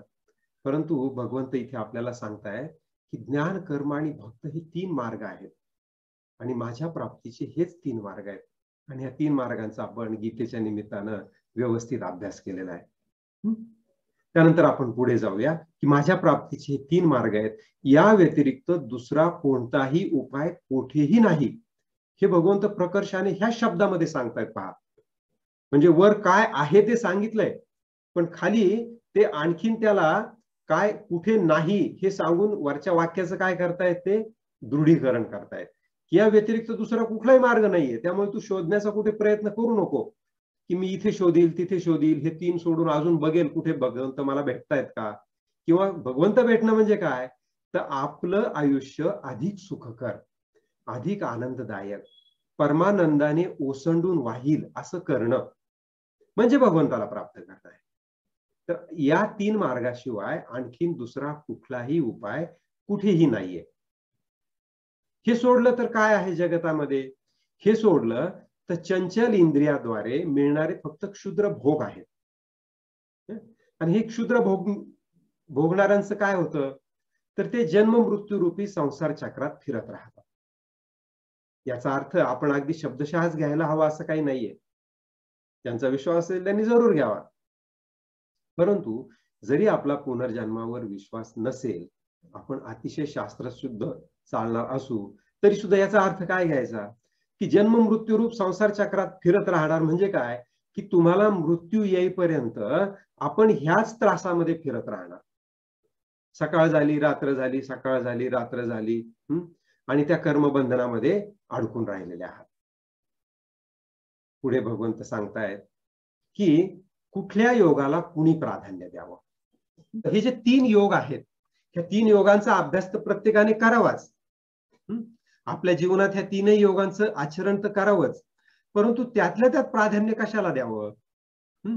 तर कर्मयोग 6व्या श्लोकात ते सांगतात की ज्याच्या चित्तामध्ये वैराग्य उत्पन्न झालेलं नाहीये, म्हणजे जो अगदी अजून पहिल्याच पायरीवर आहे, अध्यात्माच्या पहिल्या पायरीवर, अध्यात्माच्या अभ्यासाच्या पहिल्या पायरीवर जो आहे, त्याने कशाचं आचरण करावं, कर्मयोगाचं आचरण करावं. आणि आपण का पाहिलं होतं गीतेमध्ये 12व्या अध्यायात भगवंत सांगतात आपल्याला, त्यांनी 4 पर्याय दिले होते आणि त्या 4 पर्यायामध्ये ते काय सांगतात, सगळ्यात शेवटचा पर्याय कर्मयोगाचा सांगतात. तर तो शेवटचा पर्याय ते सांगतात की अतिशय श्रेष्ठ आहे म्हणून. तसंच इथे सुद्धा काय सांगतायत ते, की ज्याच्या चित्तात वैराग्य अजून उत्पन्न झालेलं नाही, जो आध्यात्मिक अभ्यासाच्या पहिल्या पायरीवर आहे, त्याने काय करावा, तर त्याने कर्मयोगाचं आचरण करावं. आणि कर्मयोग म्हणजे काय आहे, तर आपण हाती घेतलेलं कर्म आपल्या आजूबाजूच्या प्रत्येकाला उपयोगी पडेल, प्रत्येकाचा काहीतरी त्यातून फायदा होईल, ह्या भावनेनं करणं म्हणजे कर्मयोग. त्यानंतर पुढे सांगतात 7व्या श्लोकामध्ये ज्ञानयोगाबद्दल, की कर्म आणि त्याची फळं याच्यापासून ज्याला विरक्ती प्राप्त झाली, म्हणजे कर्मयोगामध्ये जो स्थित झाला, त्याच्यासाठी ज्ञानयोग सुरू झाला. की म्हणजेच गृहस्थाश्रमामध्ये तुम्ही कर्मयोग केला आणि आता गृहस्थाश्रम तुमचा पूर्ण झाला, तुम्ही कर्मयोगामध्ये पूर्णपणे स्थिर झाला आणि आता तुम्ही वानप्रस्थाश्रमाकडे निघाला, तर तिथे तुमच्यासाठी ज्ञानयोग त्यांनी सांगितलाय. की कर्म आणि त्याची फळं यापासून एकदा विरक्ती प्राप्त झाली की त्याच्यासाठी ज्ञानयोग आहे. ज्ञानयोगामध्ये मगाशी आपण काय पाहिलं, तर तत्व आणि त्या तत्वाचा विचार करणं, उपनिषदांचा अभ्यास करणं, त्या ज्ञानामध्ये स्वतःला स्थित करणं, तो ज्ञानयोग. त्यानंतर भक्तियोग, तर जो फार विरक्तही नाही आणि फार आसक्तही नाही, म्हणजे ज्याला संसार सुटत पण नाही आणि संसारात राहून संसाराबद्दल फारसं प्रेम पण नाही, तर त्याच्यासाठी त्यांनी भक्तियोग सांगितला, की ज्याला भगवंताची खूप आवड आहे, भगवंताच्या कथा आवडतात, त्या कथांचं श्रवण करायला आवडतं, कीर्तन करायला आवडतं, अशी श्रद्धा ज्याला भरपूर आहे त्यानं भक्तियोगाचं आचरण करावं. जोपर्यंत वैराग्य किंवा श्रद्धा, म्हणजे 7व्या आणि 8व्या श्लोकामध्ये जे सांगितलंय ती वैराग्य किंवा ती श्रद्धा जर आपल्यामध्ये नसेल उत्पन्न झालेली, तर तोपर्यंत काय करावं, तर तोपर्यंत पहिल्या ओळीत सांगितलेला कर्म तो आपण करावं. पण कसं करावं, त्या कर्माचं योगामध्ये रूपांतर करून करावं, असं भगवंत इथे सांगतात. आणि मग पुढे 20वा अध्याय पण संपतो आणि 21वा अध्याय सुरू होतो. आपण थोडक्यात महत्वाचे श्लोक घेत पुढे चाललेलो आहोत. तुम्हाला जेव्हाही वेळ मिळेल तेव्हा तुम्ही या श्लोकांचा, ह्या अध्यायांचा विस्ताराने अभ्यास करा. अगदीच काही नसेल, तुमच्याकडे ग्रंथही उपलब्ध नसेल, तर तुम्ही इंटरनेटवरती सर्च टाका, श्रीमद भागवत महापुराण अध्याय 21, अध्याय 20 असं टाकायचं, तुमच्या समोर काहीतरी त्यातलं येईल आणि त्याचं वाचन करायचं. खूप सोपं आहे. तर 21व्या अध्यायामध्ये काय सांगतायत भगवंत, की गुणदोष व्यवस्था, त्या व्यवस्थेचं स्वरूप आणि त्याचं रहस्य हे सांगतायत. आता ते थोडंसं उद्धवाला सामाजिक व्यवस्थेचं किंवा थोडंसं समाजाभिमुख वृत्तींचं वर्णन करून सांगतायत, की स्वधर्माच्या ठिकाणी आपली दृढ निष्ठा असणं याला त्यांनी गुण सांगितलेला आहे आणि याच्या विरुद्ध वागणं हा दोष सांगितलेला आहे. तर स्वधर्म आपल्याला माहिती झालेला आहे. स्वधर्म म्हणजे काय, की अनायासे आपल्याला प्राप्त झालेला ब्राह्मण, क्षत्रिय, वैश्य किंवा शूद्र, त्या 4 पैकी जे कार्य आपल्याला करावंसं वाटतं ते करणं म्हणजे स्वधर्म झालं. त्याच्या ठिकाणी दृढ निष्ठा ठेवणं, दुसऱ्याच्या धर्माकडे आकर्षित आकारण न होणं, हा गुण आहे. आणि दोष कशाला म्हटलेला आहे, याच्या विरुद्ध जर आपण वागत असू तर त्याला दोष म्हटलेला आहे. त्यानंतर भगवंत पुढे सांगतात, की देश, काल, पदार्थ, कर्ता, मंत्र आणि कर्म, 6 गोष्टी सांगितल्या त्यांनी. याच्यामध्ये पण गुण आणि दोष असतात. तर ह्याचे गुणदोष पण आपल्याला पाहता आले पाहिजेत आणि त्याची शुद्धी करून आपण त्याचा स्वीकार केला पाहिजे. म्हणजे स्वतःबद्दल तर सांगितलं की गुण आणि दोष कशाला म्हणायचं, स्वधर्मात वागणं त्याला गुण म्हणायचं, परंतु देश, काल, पदार्थ, कर्ता, मंत्र आणि कर्म हे सुद्धा गुणरहित किंवा गुणांनी अनुकूल असू शकतात. तर ते आपल्याला पुढे सांगतायत की ह्या 6 गोष्टी जर शुद्ध असतील, गुणांनी युक्त असतील तर धर्म होतो, अन्यथा तो अधर्म होतो. काय आहे ते 21व्या अध्यायात भगवंत हे सगळं विस्ताराने समजून सांगतायत उद्धवाला आणि आपण पण ऐकतो आहोत उद्धवासोबतच, की त्याची शुद्धी कशी होईल. तर देश, शुद्ध देश कसा असतो, तर जिथे संत पुरुष राहतात, जिथले लोक ब्राह्मण भक्त असतात, तो देश शुद्ध देश आहे.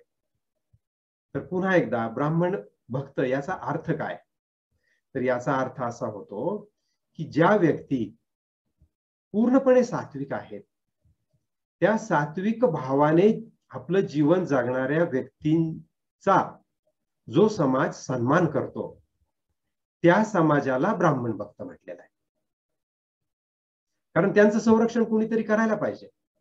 त्यांच्यामध्ये सात्विक वृत्ती आहे, निरपेक्ष वृत्तीनं ते तुमच्या मुलांना संरक्षण देत आहेत, निरपेक्ष वृत्तीनं ते तुमच्यावरती वैद्यकीय व्यवसाय करून उपचार करत आहेत, तर त्यांची काळजी घेणं आपलं कर्तव्य आहे, समाजाचं कर्तव्य आहे. त्यामुळं तो समाज ब्राह्मण भक्त असला पाहिजे. तर तो समाज किंवा तो देश, देशाचा अर्थ काय, तर समाज, तो शुद्ध आहे असं भगवंत इथे सांगतायत. आता काल, योग्य काल कुठला, तर कर्म करण्यासाठी जी वेळ योग्य असेल, जेव्हा केव्हा कर्म करण्यासाठी सामग्री उपलब्ध असेल, ती वेळ किंवा तो काळ योग्य आहे असं भगवंत इथे सांगतायत. तर याचा आपण थोडक्यात काय अर्थ घेतला पाहिजे, की अकारण मुहूर्तांच्या पाठीमागे लागू नका. आज शनिवार आहे, अमुक गोष्ट करू नये. आता पितृ पंधरवडा सुरू झाला, तमुक काम करू नये. म्हणजे ते म्हणतात ना, न करत्याचा वार शनिवार. ज्याला कामं पुढे लोटायची आहेत, तो अशा गोष्टी शोधत राहतो. भगवंत काय सांगतायत, की तुम्हाला ज्या वेळेला असं वाटतं, की एखादं कर्म करण्यासाठी आता अनुकूल वेळ प्राप्त झालेली आहे, मुहूर्त नव्हे, तर ते काम करण्यासाठी वेळ अनुकूल आहे. उदाहरणार्थ तुम्हाला पेरणी करायची शेतामध्ये, तर त्याला अनुकूल काळ कुठला? तर मुहूर्त पाहणं हा त्याला अनुकूल काळ नाहीये. की शेताची नांगरणी झालेली आहे का? तुमचं शेत उन्हाळ्यामध्ये व्यवस्थित उन्हानं तापलंय का? त्यानंतर पाऊस पडून ढेकळं सगळी विरली आहेत का? त्यानंतर शेतामध्ये वापसा निर्माण झालाय का? मग त्या शेताची तुम्ही व्यवस्थित निगा केली आहे का? आणि मग त्यानंतर पेरणीला योग्य वातावरण झालंय का? तर त्याला काय म्हणायचं? कर्म करण्यास योग्य वेळ झाली. की व्यवस्थित योग्य असा वापसा निर्माण झाला, योग्य तेवढं टेम्परेचर आणि त्याच्यामध्ये काय आहे, पाण्याचा अंश आहे पाण्यात आणि बी उगवण्यासाठी अतिशय योग्य वेळ आहे. तेव्हा तुम्ही पेरणी केली पाहिजे. सामग्री तुमच्याकडे उपलब्ध असलेली वेळ. समजा आज तुमच्याकडे बीज उपलब्ध नाही, पण उद्या झालं, म्हणजे सामग्री उपलब्ध झाली, तर उद्याची वेळ योग्य आहे आजच्यापेक्षा. तर त्याला योग्य काल भगवंतांनी कुठला म्हणायचं ते सांगितलंय. आता पदार्थ योग्य कुठला? तर पदार्थांचं शुद्धीकरण हवा, माती, पाणी आणि अग्नी यांच्या साहाय्याने होत असतं. जसं की धान्याचं शुद्धीकरण कशाने होतं? हवेनं होतं, उन्हाने होतं. आपण धान्य बाहेर उजेडात ठेवतो, उन्हाळ्यात वाळू घालतो धान्य, म्हणजे पदार्थ शुद्ध करतो. मातीच्या साहाय्याने आपण काही पदार्थ घासतो, जसे की घरातील काही भांडी असतील, माती असते, राख असते. ते तेजस्वी पदार्थांना त्यांचं तेज पुन्हा कशाने प्राप्त होतं? त्या मातीच्या साहाय्याने होतं. त्यानंतर पाण्याच्या साहाय्याने काही वस्तूंचं शुद्धीकरण होतं, जसं की सूत म्हटलेलं आहे. सूत म्हणजे काय? तर धागा किंवा कपडे याचं शुद्धीकरण पाण्याने होतं आणि अग्नीने सुवर्णाचं शुद्धीकरण होतं. तर म्हणजे अशा रीतीनं वेगवेगळ्या पदार्थांचं, धान्य, तेजस्वी पदार्थ, कपडे, सुवर्ण याचं शुद्धीकरण कशाने होतं? हवा, माती, पाणी आणि अग्नी यांनी. तर ह्या वेगवेगळ्या पदार्थांचं शुद्धीकरण त्या पद्धतीनं केलं पाहिजे. त्यानंतर कर्त्याचं शुद्धीकरण. आता जो कर्म करणारा जो कर्ता आहे, त्याचं शुद्धीकरण कसं होईल? तर स्नानानं, दानानं, तपश्चर्येनं, तो योग्य वयाला आल्यानंतर. आता मूल असेल आणि 4 किंवा 5 किंवा 7 वर्षाचंच असेल, तर तो योग्य करता नव्हे. त्याच्या अंगी विशिष्ट असं सामर्थ्य आल्यानंतर, योग्य संस्कार झाल्यानंतर, योग्य पद्धतीची कर्म करत असेल आणि ईश्वराचं स्मरण करत असेल, तर ह्या सगळ्याद्वारे शुद्ध होऊन आपल्या विहित कर्माचं आचरण करत असेल, तर तो करता शुद्ध करता म्हणावा, असं भगवंत इथे सांगतायत. त्यानंतर शुद्ध मंत्र कुठले? तर गुरुमुखाने योग्य तऱ्हेनं जेव्हा आपण मंत्र जाणून घेतो. मंत्र म्हणजे मंत्रतंत्रातले मंत्र नव्हे, तर मंत्र म्हणजे गीतेमधले मंत्र, उपनिषदामधले मंत्र, म्हणजे आपल्याला ज्ञान देणारं जे वाङ्मय आहे, हे आपल्या ऋषींनी सगळं मंत्रबद्ध केलेलं आहे, श्लोकबद्ध केलेलं आहे. तर ह्या मंत्रबद्ध आणि श्लोकबद्ध केलेल्या ज्ञानाचं योग्य पद्धतीनं गुरुमुखातून त्याला जाणून घेणं, त्याला म्हटलेलं आहे मंत्रांचं शुद्धीकरण. आणि ह्या सगळ्या पद्धतीनं जेव्हा आपण कर्म करू, ही सगळी कर्म शुद्ध कधी होतील? तर ही भगवंताला अर्पण केल्यानंतर ही कर्म शुद्ध होतील. अशा रीतीनं इथे त्यांनी आपल्याला देश, काळ, पदार्थ, कर्ता, मंत्र आणि कर्म हे सगळे आपल्या जीवनातल्या अतिशय महत्वाच्या गोष्टी आहेत. याचं शुद्धीकरण कसं करावं, किंवा यातल्या अशुद्ध गोष्टी कशा निवडाव्या, याचं मार्गदर्शन भगवान त्यांनी इथे केलं.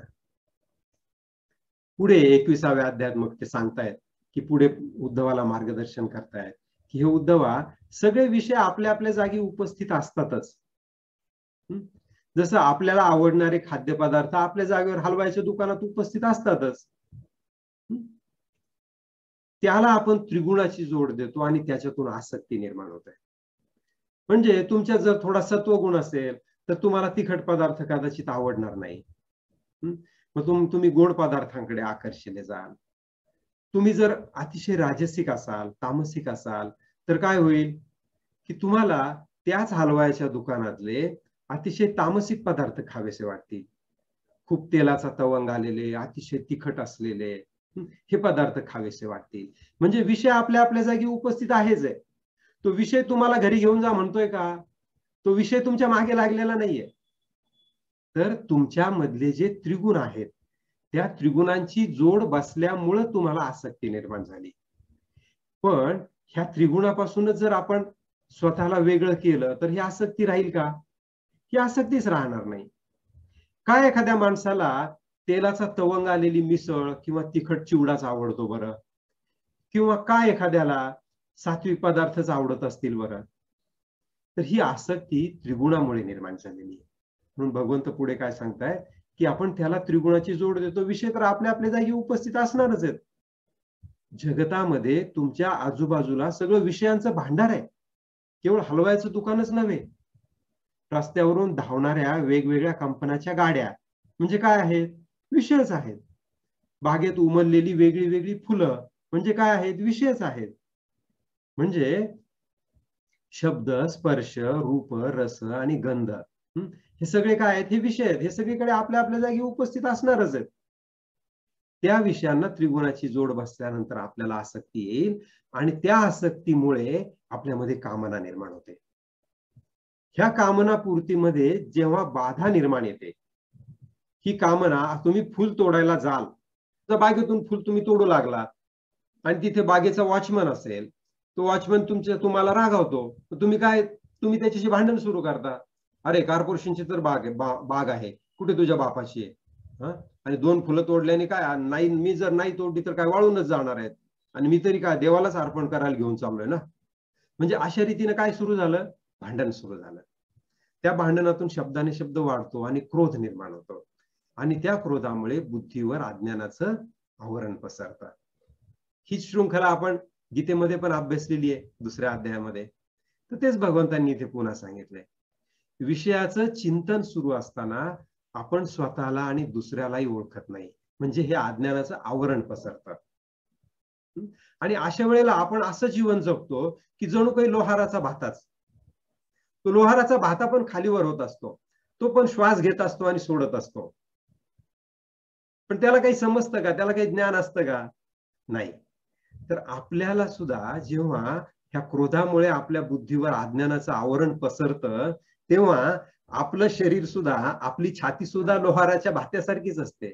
छातीच नव्हे, तुमचं पूर्ण शरीरच लोहाराच्या भात्यामध्ये रूपांतरित होतं. सगळं आपल्याला काय योग्य, काय अयोग्य याचं काही काय राहिलेलं नसतो. विवेक बुद्धी राहिलेली नसते. म्हणून वेदामध्ये काय केलेलं आहे?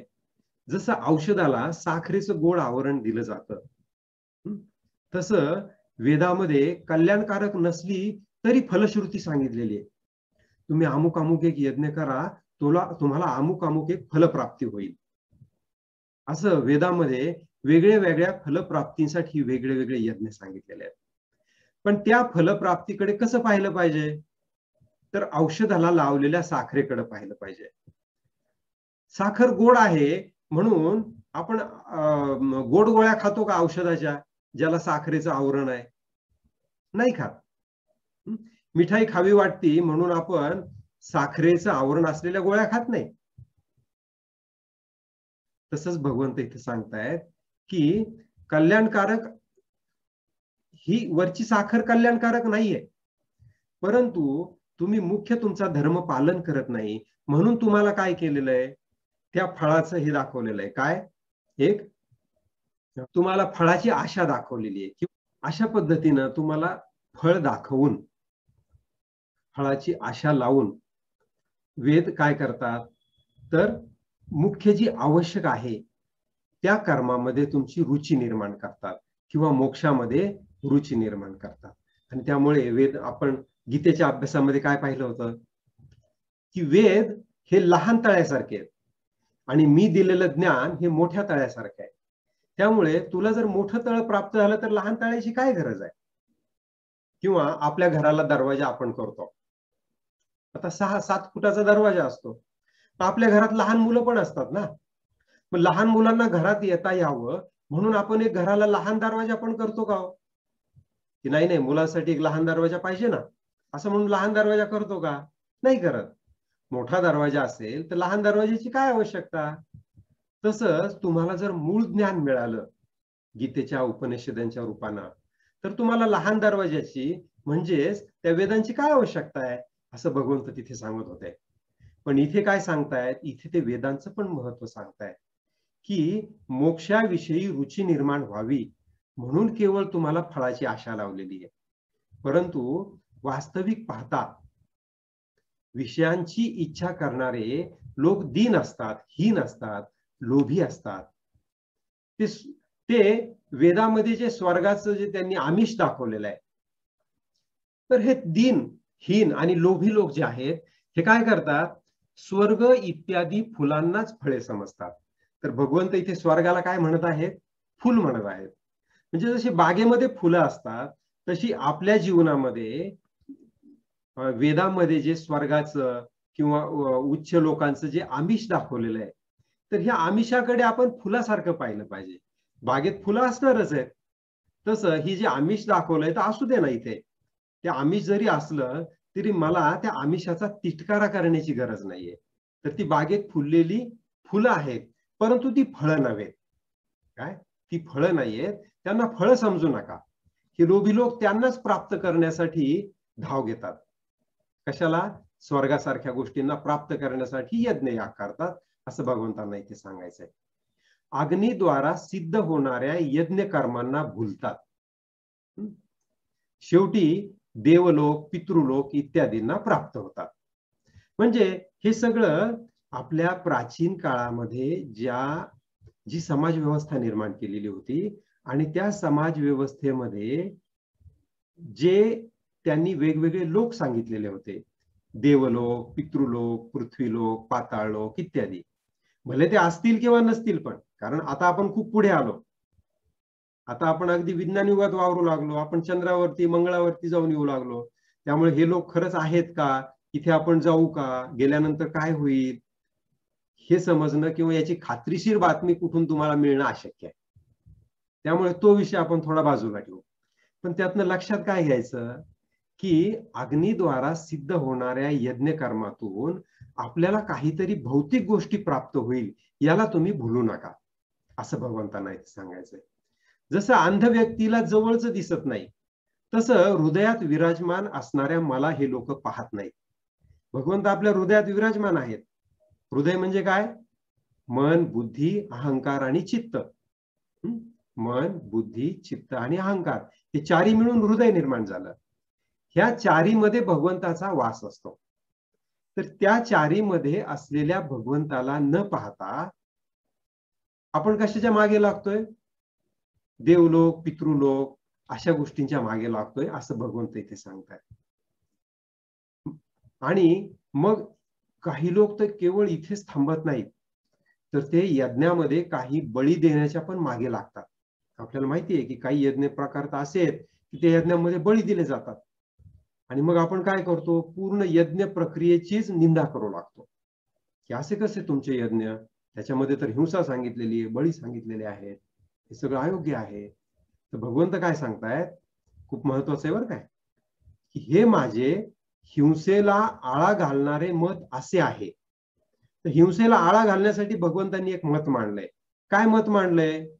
की हिंसेची जर तुला आवडच असेल तर केवळ यज्ञासाठीच हिंसा कर. काही लोक असे असतात की त्यांना हिंसेची अतिशय आवड असते. त्याचं परिवर्तन तर करायचं आहे. जसं घोड्याला तुम्हाला वळवायचं असेल, त्याच्यावरती स्वार व्हायचं असेल, तर अगोदर त्याला चूच करावं लागतं. त्याचं तोंड ज्या दिशेला आहे त्याच दिशेला तुम्हाला तोंड करून उभं राहावं लागतं. घोड्याची पाठ जिकडे तिकडे तुम्हाला जायचं असेल तर तुम्ही तुमचं तोंड कुठे करता? जिकडे घोड्याचं तोंड आहे तिकडेच करता. अगोदर घोड्यावर बसता, त्याला चूच करता, हळूहळू त्याचं तोंड ज्या दिशेला आहे त्याच दिशेला त्याला तुम्ही थोडं पुढे घेऊन जाता आणि हळूहळू वळवून काय करता, तुम्हाला जिकडे घेऊन जायचं तिकडे घेऊन जाता. तसंच हिंसेची ज्याला आवड आहे अशा व्यक्तीसाठी भगवंत काय सांगतात की मी यज्ञासाठीच हिंसा कर असा आदेश दिला. याचा अर्थ तू हिंसा कर असं नव्हे.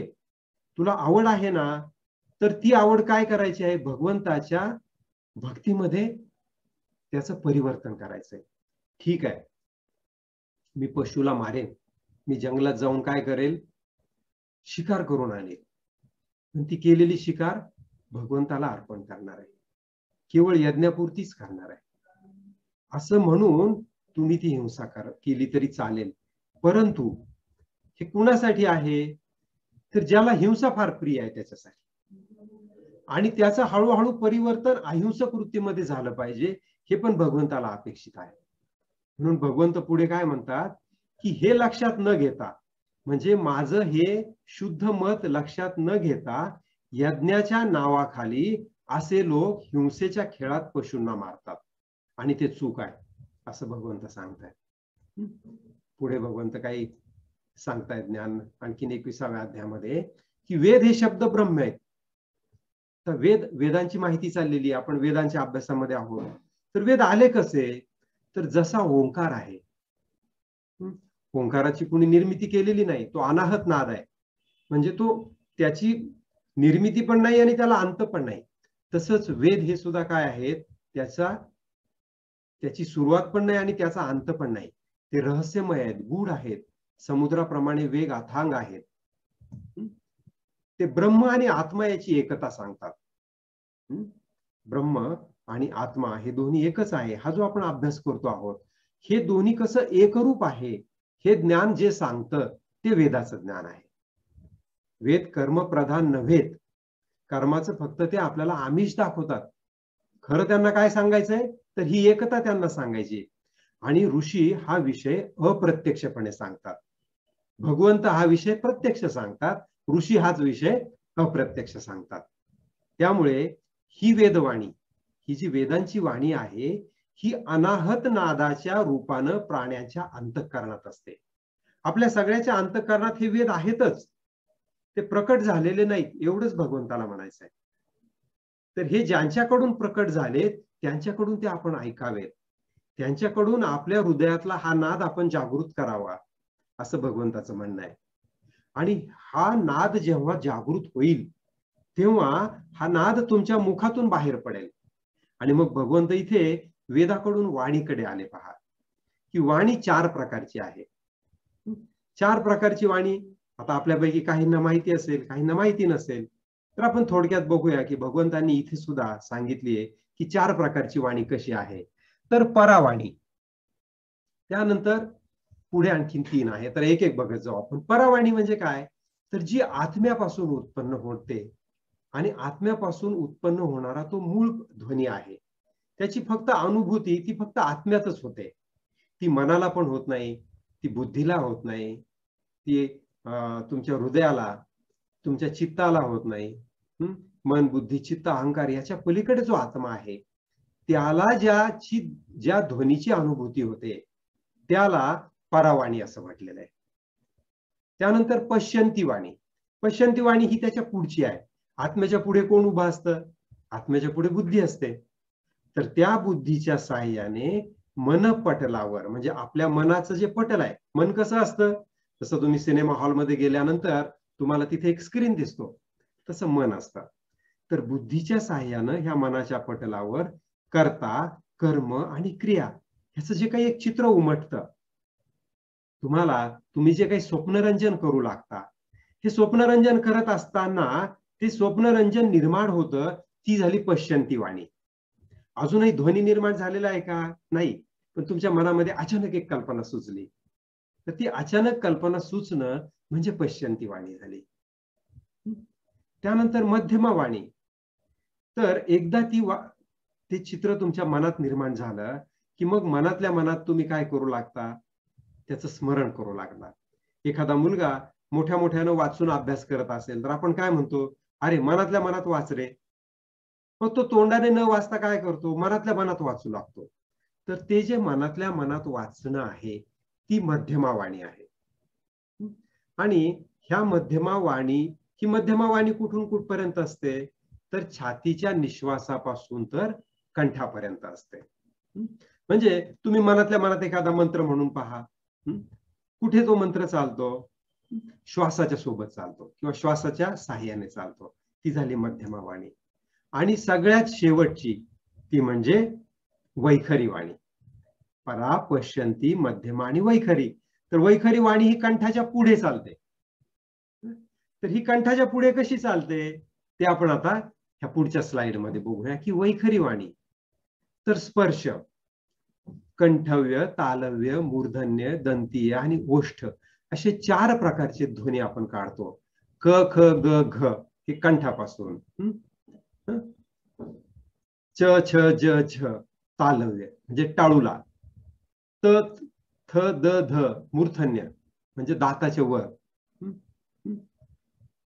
सॉरी त थ द ध न हे दाताला, आणि प फ ब भ म हे ओठाला. म्हणजे अशा रीतीनं कंठ, टाळू, त्यानंतर दाताच्या वरची च छ ज झ हे मूर्धन्य झाले, त थ द ध दंतव्य आणि ओष्ठ. तर अशा रीतीनं जे ध्वनी निर्माण होतात ही वैखरी वाणी झाली, क पासून म पर्यंत. त्यानंतर स्वर आहेत, अ आ इ ई उ ऊ ए औ ऐ ओ औ इथपर्यंत हे झाले स्वर. त्यानंतर श श स स हे झाले ऊष्म आणि अंतस्थ य र ल व. म्हणजे अशा रीतीनं भगवंतांनी ही वाणी, वैखरी वाणी सुद्धा भगवंतांनी निर्माण केलेली आहे, ही मनुष्यानं निर्माण केलेली नाहीये असं आपल्या ऋषींचं किंवा असं आपल्या प्राचीन वाङ्मयाचं म्हणणं आहे. या वर्णांपासून पुढे छंद निर्माण होतात. असे अनेक छंद आहेत, जसं गायत्री छंद आहे, अनुष्टुप छंद आहे, आणि गीतेमधले 645 श्लोक, 700 पैकी 645 श्लोक हे अनुष्टुप छंदामध्ये आहेत, त्याची रचना. तर ही जी रचना विशिष्ट पद्धतीनं केली जाते, त्याला गायन करण्यासाठी जी एक विशिष्ट चाल निर्माण होते, त्याला काय म्हटलेलं आहे, त्याला छंदने म्हटलेलं आहे.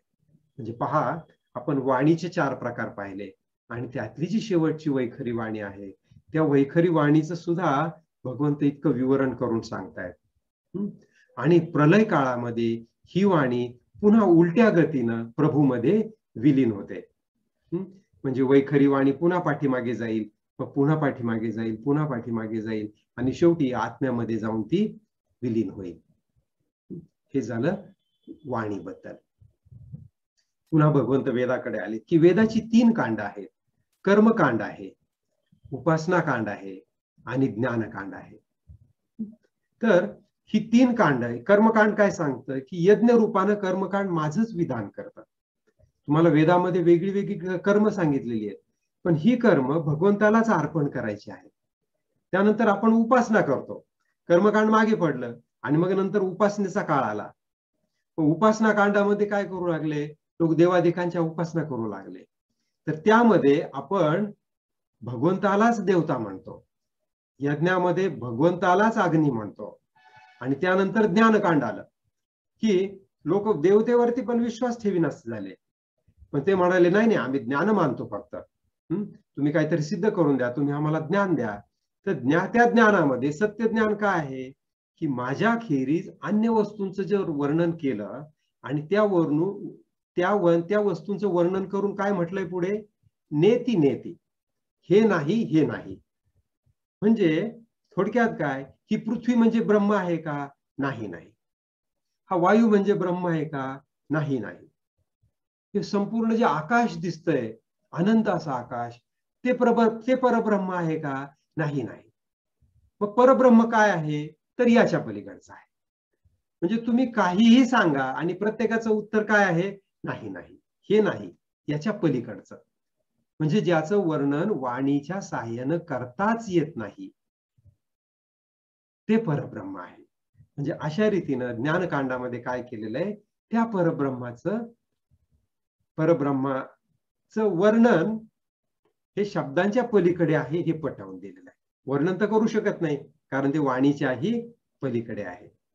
अशा रीतीनं वेद काय करतात, माझ्यामध्ये भेद निर्माण करून ही सगळी माया आहे असं म्हणून शेवटी भेदाचा निषेध करतात आणि तुमच्यावर प्रसन्न होतात. वेद कधी प्रसन्न होतील, जेव्हा तुम्हाला हे परिपूर्ण ज्ञान मिळेल तेव्हा तुम्हाला वेद प्रसन्न झाले असं म्हटलं जातं. आणि त्या वेदांचा अंतिम संदेश काय आहे, नेती नेती, हे नव्हे हे नव्हे. पुढे जाऊया आपण. पुढे भगवंत सांगतायत की तत्व आणि त्यांची संख्या किती. तर ज्या वेळेला आपण हे ज्ञान घेतलं सांख्य योगामध्ये, त्यावेळेला आपण गीतेमध्ये 24 तत्व पाहिली. पृथ्वी, आप, तेज, वायू, आकाश हे 5 झाले. त्यानंतर मन, बुद्धी, अहंकार हे 3 झाले. मग कुणी म्हणतो अष्टांग प्रकृती आहे. अष्टांग प्रकृती म्हणता म्हणताच गीतेच्याच काही अध्यायात 24 तत्वांची प्रकृती आहे असाही उल्लेख आलेला आहे. मग त्याला आपण काय पंचमहाभूत जोडली, त्यानंतर 5 इंद्रिय जोडली, 5 विषय जोडले. तर मग इथे उद्धव भगवंताला विचारतायत की भगवंता, मी वेगवेगळ्या ग्रंथांमध्ये वेगवेगळ्या ऋषींकडे गेलो तर प्रत्येक जण वेगळंच सांगतोय. कुणी म्हणतो यात 6 तत्व आहेत, एक बौद्ध तत्वज्ञान वेगळंच आहे, जैन तत्वज्ञान वेगळंच आहे, आपण ऋषी सांगतात ते वेगळंच आहे. कुणी म्हणतो 6 तत्व आहेत, कुणी 7 आहेत, कुणी 9 सांगतात, कुणी 11, 13, 16, 17, 24, 26 आणि जास्तीत जास्त 28 तत्वांचा उल्लेख करणारे पण लोक आहेत. भगवंत त्याला सांगतात की बाबा रे, याच्यावरती वाद करू नये. तुम्हाला कोण किती तत्व सांगतं याचा वाद करू नका, तुम्ही मूळ विषय समजावून घ्या. कारण ही सगळी तत्व एकातून एक निर्माण झालेली आहेत, ती एकमेकात प्रवेश करतात, त्यामुळे त्याची संख्या कमी जास्त होते किंवा ती कमी जास्त असल्यासारखी भासते. तर तुम्ही त्यावरती वाद करू नका, तुम्ही मूळ तत्व समजावून घ्या. ही तत्व एकमेकात प्रवेश करत असल्यामुळे तुम्ही जर सिद्ध करायला गेला तर काही पण सिद्ध करता येतात. ते 28 पण सिद्ध करता येतात आणि ती 6 पण सिद्ध करता येतात. पण खरी तत्व 2च, ती म्हणजे प्रकृती आणि पुरुष, ही 2 प्रधान तत्व आहे. आणि ही प्रकृती त्या पुरुषातून निर्माण होते, म्हणजे ते परब्रह्म हे एकमेव तत्व हेच खरं सत्य आहे. हे ज्ञान त्यांनी त्याला दिलं. पुढे भगवंत सांगतात की मग ज्ञानातून अज्ञान कसं निर्माण होतं. तर जेव्हा आपण पहा की गणपतीचे दिवस आहेत, ढोल वाजत असतो, मिरवणूक निघते आणि जोर जोरात ढोल वाजताना काय होतं, आपल्याला पण नाचावं असं वाटतं. किंवा कुणीतरी छान सुंदर स्वरात भजन म्हणत असतं, ते भजन म्हणता म्हणता आपण पण काय करतो, त्याच्याच सुरामध्ये आपला सूर मुसळतो आणि आपण पण भजन म्हणू लागतो. भगवंत इथे एक उदाहरण देत आहेत 52व्या श्लोकामध्ये की जेव्हा मनुष्य एखाद्याला नाचताना किंवा गाताना पाहतो तेव्हा स्वतः सुद्धा अनायासे त्याचं अनुकरण करू लागतो. ते अनुकरण करण्यात आपल्याला चूक काही वाटत नाही, परंतु हे उदाहरण आहे. खरं तर जीव स्वतः निष्क्रिय आहे. एक मनुष्य त्या मिरवणुकीत येईपर्यंत, त्या भजनाच्या ठिकाणी येईपर्यंत तो सुद्धा कसा होता, तो निष्क्रिय होता. तो स्वतः त्या भजनाबद्दल, त्या गायनाबद्दल काही करत होता का, तो काहीच करत नव्हता. पण त्या व्यक्तीच्या संपर्कात आल्याबरोबर तो त्याचं अनुकरण करू लागला. तसंच हा जीव सुद्धा स्वतः निष्क्रिय आहे आणि तो काय करतो, तो ह्या त्रिगुणांच्या त्यांच्या संपर्कात आला की तो त्याचं अनुकरण करू लागतो. जसा तो मनुष्य भजन आणि गायन करू लागला, जो काही क्षणापूर्वी शांत होता, तसाच जीव सुद्धा काय करू लागतो, ह्या बुद्धीच्या गुणांचं अनुकरण करतो. जसं पाणी हल्ल्यामुळे जलाशयात प्रतिबिंब असलेलं झाडाचं हलणं आपल्याला हे खोटं असतं. भगवंत आणखीन एक उदाहरण देत आहेत, काय की पाणी आहे आणि त्या पाण्यात प्रतिबिंब पडलंय. आता हे पाणी हलू लागलं, ते पाणी हल्ल्याबरोबर काय वाटतं, झाड पण हल्ल्यासारखं वाटतं, पण त्या पद्धतीचं झाडाचं हलणं खोटं आहे. तसं आत्म्याला जो विषयाचा अनुभव येतो तो सुद्धा खोटाच आहे. म्हणजे वरती जे सांगितलंय की आपण जे अनुकरण करू लागतो कशाचं, त्या त्रिगुणाच्या साह्यानं, जसं वरती सगळ्यात पहिल्या उदाहरणात सांगितलं की एक माणूस दुसऱ्यासोबत एकरूप झाला म्हणूनच तो नाचू गाऊ लागला ना. पण समजा तो मूक असेल आणि बधीर असेल आणि अंधही असेल आणि तो जर तिथे गेला तर तो त्यांचं अनुकरण करील का हो? नाही करणार, कारण त्याला दिसत पण नाहीये, ऐकू पण येत नाहीये आणि तो बोलू पण शकत नाही. त्यामुळे तो त्यांचं अनुकरण करणार नाही, तो त्यांच्यापासून विरक्त राहील.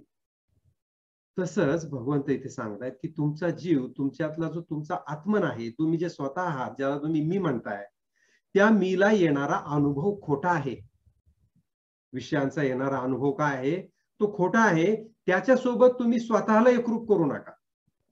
तुम्ही म्हणा हो ही वस्तू गोड आहे, हे संगीत गोड आहे, ठीक आहे, परंतु हा अनुभव माझ्या अंतःकरणाला येत आहे. माझ्या मन, बुद्धी, चित्त आणि अहंकाराला हा अनुभव येत आहे. परंतु त्या अनुभवात मी स्वतः रमणं हे खोटं आहे. माझा आत्मा त्याच्यामध्ये रमणं हे खोटं आहे, हे भगवंत इथे त्याला सांगतात. पुढे म्हणतात की नाठाळ इंद्रियांनी विषयांचा उपभोग घेऊ नकोस. म्हणजे विषयांचं ग्रहण कर, पण त्याच्यामध्ये रमू नकोस. उपभोग घेऊ नकोस म्हणजे काय? आपण गीतेत तर अनेक ठिकाणी पाहिलं की विषय सोडायचे नाहीये, तर विषयाची आसक्ती सोडायची आहे. तसंच इथे काय सांगताय की विषयांच्या उपभोगात तू रमू नको. आत्म्याच्या अज्ञानानं भासणारा हा भ्रम आहे, तर ह्या भ्रमामध्ये तू रमू नकोस. दुर्जनांनी विविध प्रकारे जरी त्रास दिला, जसं की अपमान करणं, उपहास करणं, निंदा करणं, शारीरिक त्रास देणं इत्यादी, तुमचं चित्त विचलित करण्याचा जरी प्रयत्न केला, तरी ज्याला स्वतःचं कल्याण करून घ्यायचं आहे त्यानं विवेक बुद्धीनं वागावं. म्हणजे भगवंतांनी इथे थोडंसं विषयांतरण केलंय, फार मोठं नाही, की इंद्रियांचा उपभोग तर घेऊच नकोस. अज्ञानानं भासणारा तो भ्रम आहे, त्याच्याबद्दल तुझ्या मनात विरक्ती निर्माण होऊ दे. पण ही विरक्ती जरी निर्माण झाली तरी सुद्धा विरक्त व्यक्तीला येऊन डिस्टर्ब करणारे लोक असतातच. काय, तुम्ही जरी शांत असला तरी येऊन कुणीतरी तुमचा अपमान करेल, कुणीतरी तुमचा उपहास करेल.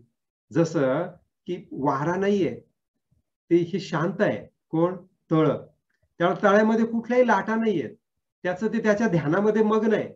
पण एखादा वात्रट पोरगा येतो आणि त्या तळ्यामध्ये दगड फेकत बसतो. जसं की अपमान करतो, उपहास करतो, निंदा करतो, तुमची शारीरिक त्रास देतो. अशा वेळेला आपल्याला आपलं मन ह्या सगळ्यातून सुद्धा कसं वेगळं ठेवायचं हे भगवंतांनी इथून पुढे खूप विस्ताराने सांगितलेलं आहे. आणि त्याचा विस्तार जरा जास्त असल्यामुळे आज आपण इथे थांबूया आणि तो विस्तार आपण पुढच्या अध्यायामध्ये घेणार आहोत. तर आपण फक्त एक पुढची स्लाइड बघू आणि त्या ठिकाणी थांबूया. की भगवंत इथे का आले हे आपण पाहिलं, की तुम्ही तर शांत आहातच, पण आता बाहेरून जाणीवपूर्वक तुमची शांती ढळवणारं कुणीतरी येण्याची शक्यता आहे. त्यावेळेला काय करायला पाहिजे? तर तेव्हा उद्धव तिथे म्हणतात की खरंच आहे भगवंता, तुम्ही जे सांगताय ना ते अगदी बरोबर आहे. माझा पण असाच अनुभव आहे आणि मला दुर्जनांनी स्वतःला तर कुणी असा त्रास दिलेला सहन होत नाहीच, परंतु इतर सज्जनांना जरी कुणी असा त्रास देत असेल तर ते सुद्धा मला सहन होत नाही. मग अशा वेळेला मी काय केलं पाहिजे? तर अशा वेळेला जो कोणी साधना करतो आहे, जो कोणी स्वतःला स्थिर करतो आहे, त्याला जर कोणी त्रास देत असेल तर त्यानं स्वतः कसं विरक्त राहावं ह्याचं मार्गदर्शन तर भगवंत करणार आहेतच. पण इतरांना जर असं कोणी त्रास देत असेल असं जर तुम्हाला दिसलं तर तुमच्यातल्या क्षत्रिय वृत्तीनं तुमचं अंतःकरण शांत ठेवून तुम्ही त्याचं निराकरण केलं पाहिजे. पण तुम्हाला स्वतःलाच कोणी त्रास देत असेल तर काय करायला पाहिजे? तर भगवंत इथे सांगतात, दुर्जनांच्या कटू वाणीच्या आघाताने मनाला घर न पडणारा सत्पुरुष सहसा सापडत नाही. तर भगवंत म्हणतात की बरोबर आहे उद्धवा, तू जे म्हटलास ना ते अगदी बरोबर आहे, की असे दुर्जन असू शकतात आणि असा त्रास पण ते देऊ शकतात. आणि अशा दुर्जनांच्या कटू वाणीचे आघात तर होणारच.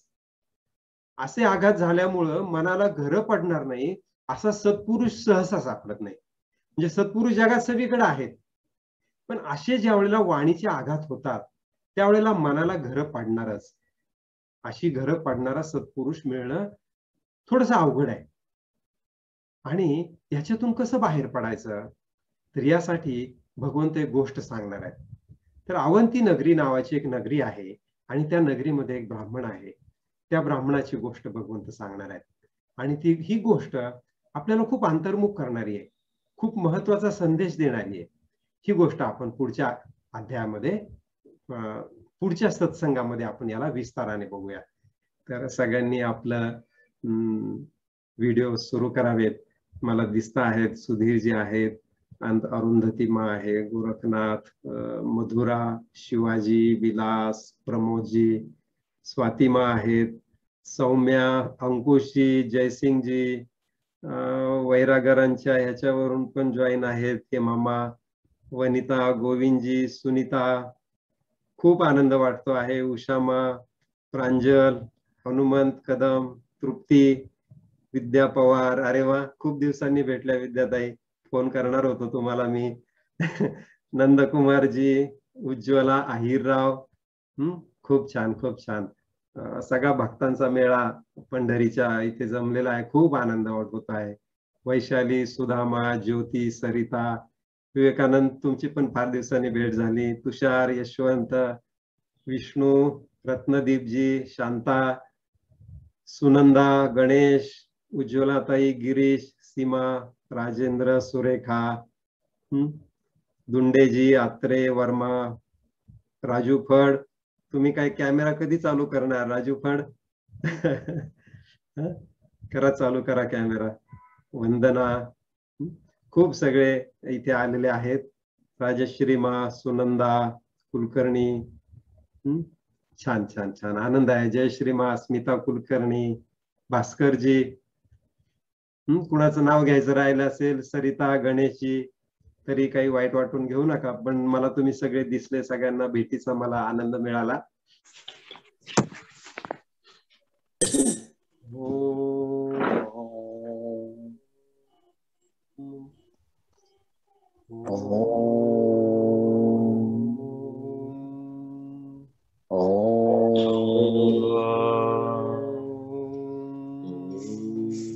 असतो मा सद्गमय तमसो मा ज्योतिर्गमय मृत्योर्मामृतंगमय. ओम शांति शांति शांति. हरि ओम. गुरुभ्यो नमः. हरि ओम. ओम श्री विश्वेश्वराय नमः. ओम श्री विश्वेश्वराय नमः. ओम श्री विश्वेश्वराय नमः. ओम श्री ऋषि प्रभाकराय नमः. ओम श्री ऋषि प्रभाकराय नमः. ओम श्री ऋषि प्रभाकराय नमः. जय गुरुदेव.